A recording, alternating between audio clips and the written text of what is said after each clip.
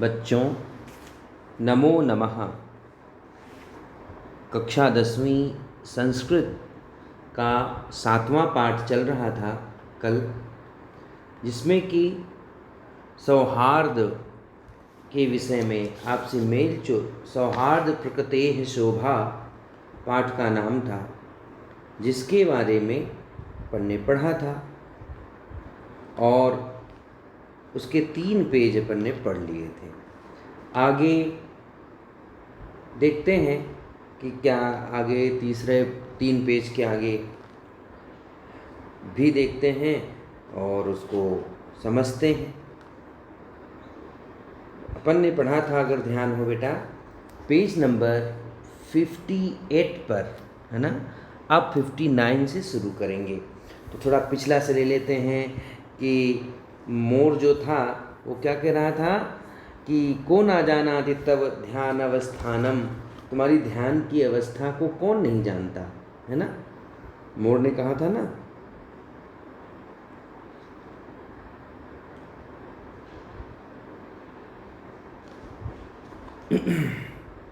एक मिनट बेटा, देख लूँ कहाँ से है।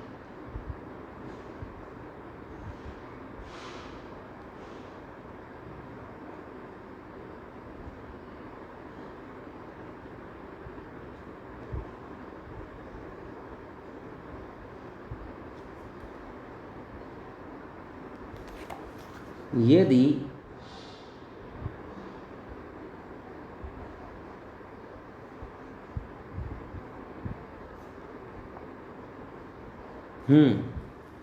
यहाँ तक पढ़ा था अपन ने कि यदि राजा अच्छा नेता न हो तो प्रजा समुद्र में उस नाव की तरह डूब जाती है जो कर्णधार रहित होती है ना। को न जानाति तव ध्यान वध्यम, वो कहती है फिर कि मयूर जो कहता है कि तुम्हारे ध्यान को कौन नहीं जानता, है ना। तुम्हारे ध्यान की अवस्था को कौन नहीं जानता। स्थिति प्रज्ञ को कहे बहाने, मतलब हम बड़े योग वाले हैं, इसके बहाने तुम बेचारी मछलियों को छल पूर्वक पकड़कर निर्दयता से खा जाते हो। तुम्हारे कारण सारा पक्षी जगत अपमानित हो गया है। यहाँ तक अपन ने पढ़ा था, है ना। इसके आगे देखते हैं कि बंदर क्या कहता है। यहाँ इस पेज से देखो, पेज नंबर 59 से। बंदर गर्व से कहता, सगर्वम अतएव कथमपि यत अहमेव योग्यः वनराज पदाय। इसीलिए मैं कहता हूँ कि वनराज के पद के लिए मैं ही योग्य हूँ। शीघ्रमेव मम राज्याभिषेकाय तत्परा भवन्तु सर्वे वन्यजीवाः। मेरे राज्याभिषेक के लिए जंगल के सारे प्राणी शीघ्र ही तैयार हो जाएं। उसने कहा, इसीलिए मैं कहता हूँ वनराज के पद के लिए मैं ही योग्य हूँ।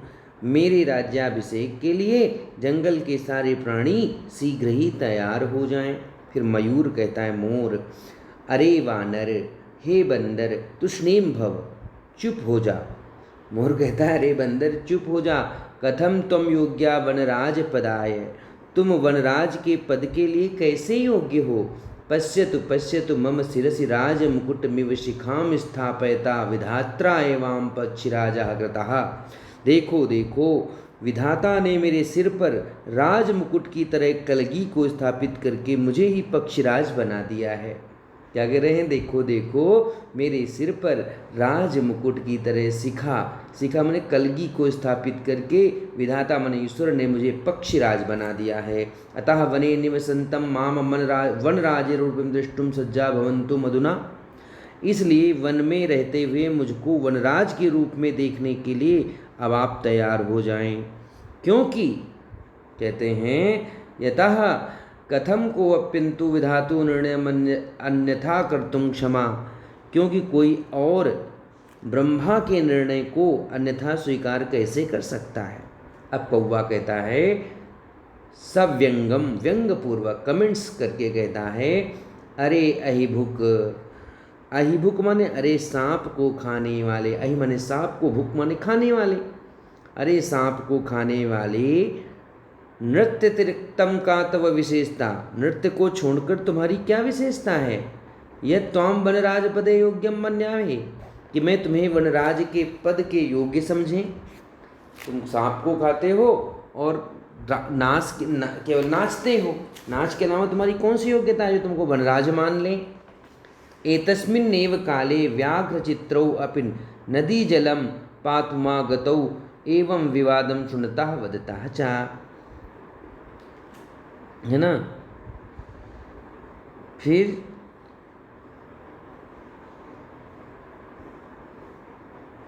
क्योंकि मेरा नृत्य तो, फिर मोर कहते एतस्मिन् काले, अरे वनराज सुपात्रम चीयते व्याघ्र चित्र को, बाघ और चीता। फिर कहते हैं उसी समय, मोर कहता है क्योंकि, है ना, यथा मम नृत्यम तो प्रकृते, वनराज क्यों मैं तुमको मान लूँ तुम सांप खाते हो। तो मयूर कहता है मम नृत्यम तो प्रकृते आराधना पश्य पश्य मम पिच्छानाव पूर्वम सौंदर्यम, क्योंकि मेरा नृत्य तो प्रकृति की आराधना पूजा है। मेरा जो नृत्य है वो प्रकृति की आराधना है, प्रकृति की पूजा है। पश्य पश्य देखो, कहता है सौंदर्यम न किमपि त्रिलोके मत्सदसम सुंदरः, देखो मेरे पंखों का अद्भुत सौंदर्य, पंखों को फैलाकर नृत्य की मुद्रा में खड़ा हो जाता है। और कहता है न कोपि त्रिलोके, इस पूरे त्रिलोकी में कोई भी मेरे समान सुंदर नहीं है। फिर कहता है जंगल के प्राणियों के ऊपर आक्रमण करने वाले को मैं अपने सौंदर्य और नृत्य से आकर्षित करके जंगल के बाहर निकाल दूंगा। सौंदर्य नृत्यं चाकर्षितं कृत्वा वनात् वहित कृष्यामि, अतः अहमेव योग्यः वनराज पदाय, इसलिए मैं ही वनराज के पद के लिए योग्य हूँ। एतस्मिन् काले व्याघ्र चित्रको अपि, उसी समय बाघ और चित्रको मैंने चीता भी नदी के पानी पीने के लिए आ जाते हैं। नदी में पानी पातो तो विवादम सुनता, और बहस को सुनते हैं और कहते हैं, क्या कहते हैं, व्याघ्र चित्रको, बाघ और चीता कहते हैं अरे किम वनराज पदाय सुपात्रम चीयते, अरे क्या वनराज के पद के लिए अच्छा पात्र चुना जा रहा है, इसके लिए तो हम दोनों ही योग्य हैं। कहता है तदर्थम तो अयमेव योग्यो, हम अयम एव, हम दोनों ही योग्य हैं। आप, कहता है यस्य कस्यापि चयनम कुर्वतुम सर्वसंपत्त्या, आप सर्वसम्मति से जिस किसी का भी चयन कर लें।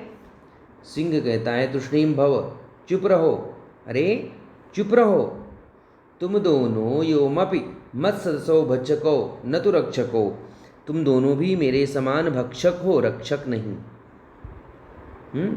तुम दोनों मेरे समान ही भक्षक हो, रक्षक नहीं।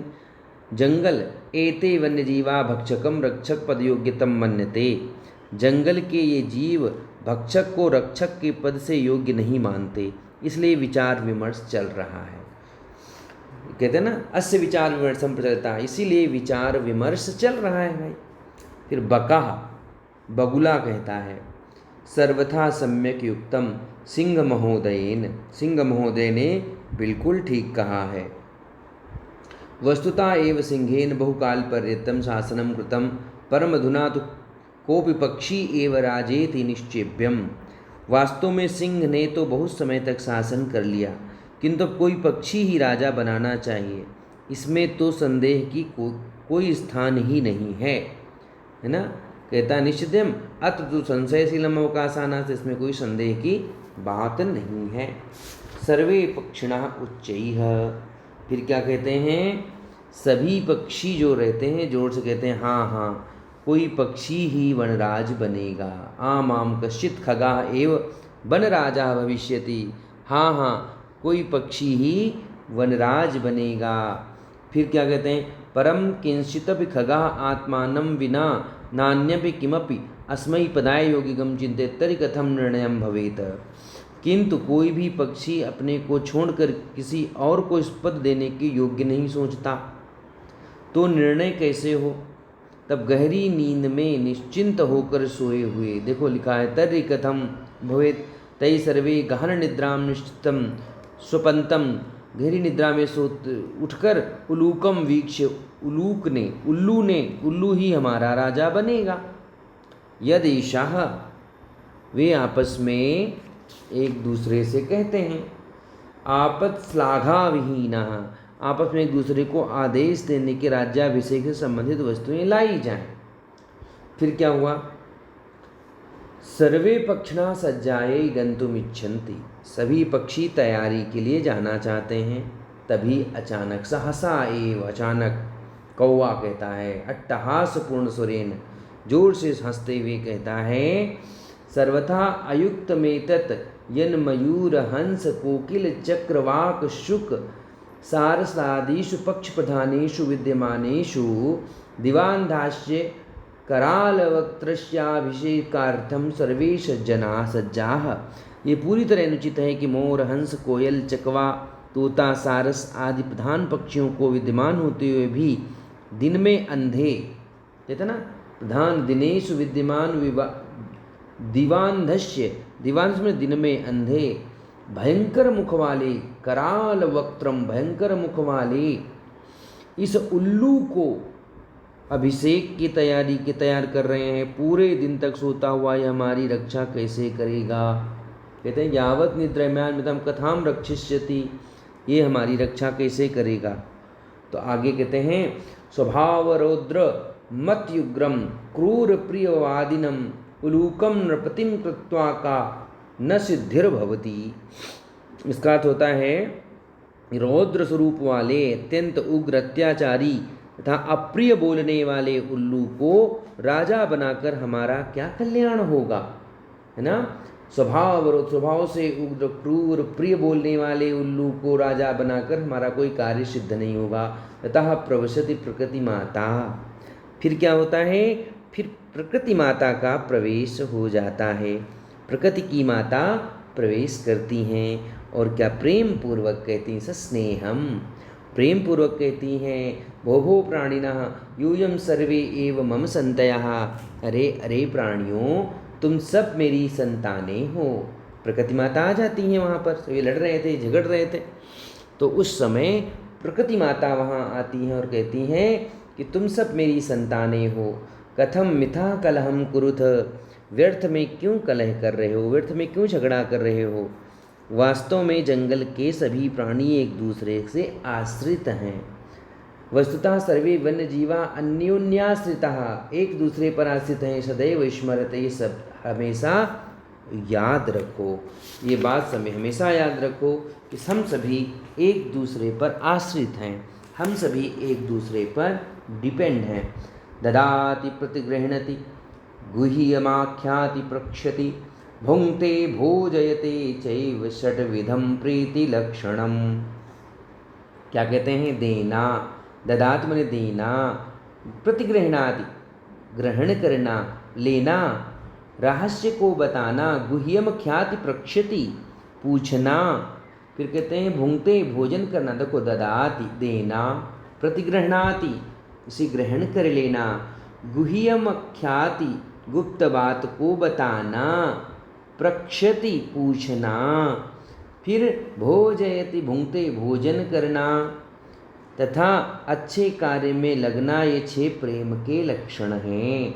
सदैव विधम प्रीति लक्षणम, यही 6 प्रेम के लक्षण हैं। क्या? देना, ग्रहण करना, रहस्य को बताना, पूछना, भोजन करना तथा अच्छे कार्य में लगना, ये 6 प्रेम के लक्षण हैं। फिर आगे कहती माता कथयति, माता कहती है तू भवती सर्वथा सम्यक परम वयम भवतीम न जानीमः।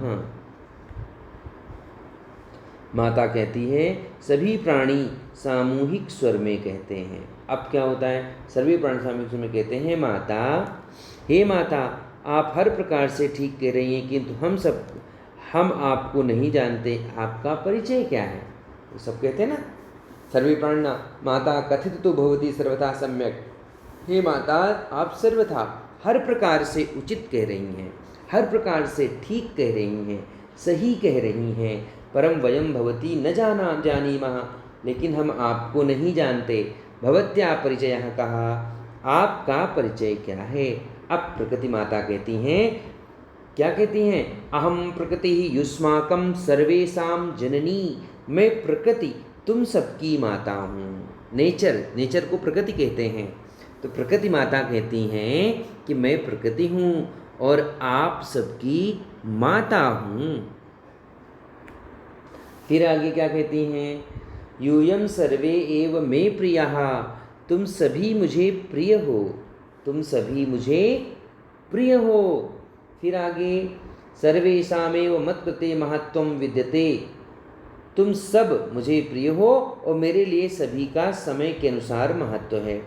किंतु न तावत, कहते हैं यूं सर्वेषामेव मत्कृते विद्यते यथा समय न तावत कलहेन समय वृथा यापयन्तु अपितु मिलित्वा एवं मोदध्वजम जीवनम च रसयामाम क्रुद्धम।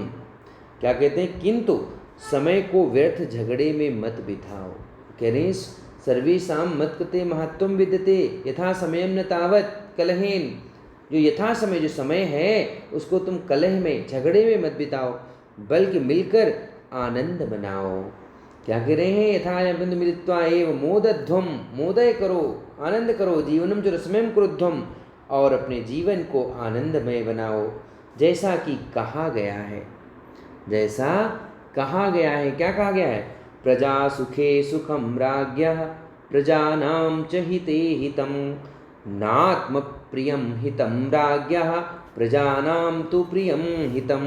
कहते हैं प्रजा सुखे सुखम राजा, प्रजा के सुख में ही राजा का सुख होता है ना। अगर प्रजा सुखी है तो ही राजा का सुख, राजा सुखी हो सकता है। अगर प्रजा दुखी है, राजा ऐश कर रहा है अपने मोदी जी की तरह बढ़िया 72 करोड़ का प्लेन खरीद रहा है और प्रजा मरी जा रही, तो किस काम। तो प्रजा के सुख में ही राजा का सुख होता है और प्रजा के हित में ही राजा का हित होता है। प्रजानां च हिते हितम न्यायात्म प्रियम हितम राज्ञः।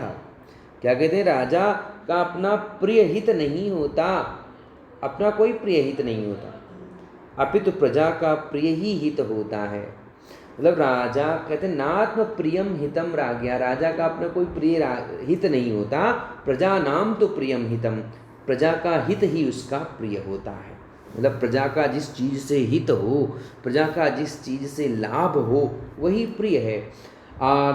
फिर लिखा है अगाध जल संचारी न गर्वम याति रोहितः अंगुष्ठोद्गमात्रेण सफरी फुरफुरायते। कितनी बड़ी बात कह रहे हैं, देखो बेटा, कह रहे हैं अत्यंत गंभीर समुद्र में भी विचरण करने वाली रोहित नामक महामछली कभी गर्व नहीं करती, किंतु सफरी नाम छोटी सी मछली अंगूठे के बराबर जल में फुर्र फुर्र कंपन करने लगती है।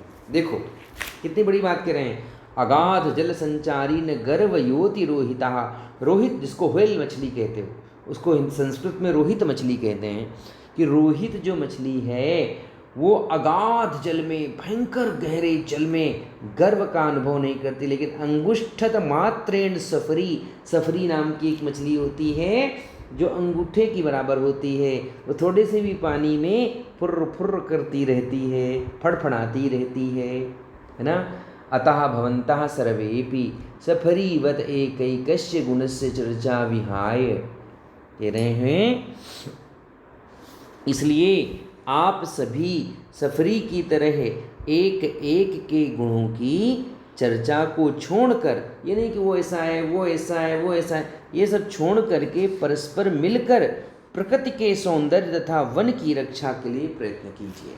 क्या कह रहे हैं, इसलिए एक दूसरे के गुण दोष को छोड़कर आप प्रकृति की रक्षा करो और उसका हित करो। वन रक्षाय प्रयत्नम, और वन की रक्षा का प्रयत्नम माने प्रयास करो। सर्वे प्रकृति मातारम प्रणमंती, इसके बाद सभी क्या करते हैं, प्रकृति माता को प्रणाम करते हैं। मिलित्वा दृढ़ संकल्प पूर्वकम च गायन्ति, और आपस में मिलकर दृढ़ संकल्प पूर्ण हो करके गीत गाते हैं। क्या गाते हैं, प्राणिनाम जायते हानि परस्पर विवादतः अन्योन्य सहयोगेन लाभस्तेषां प्रजायते। क्या कहते हैं कि प्राणिनः जायते हानि, आपस में झगड़े से जीवों की हानि होती है। प्राणिनः माने जीवों की हानि होती है अगर परस्पर विवाद करते हैं तो। अन्योन्य सहयोगेन लाभस्तेषां प्रजायते। अगर वो एक दूसरे का सहयोग करें, किंतु एक दूसरे का सहयोग करने से उनका लाभ होता है। समझ में आई बात?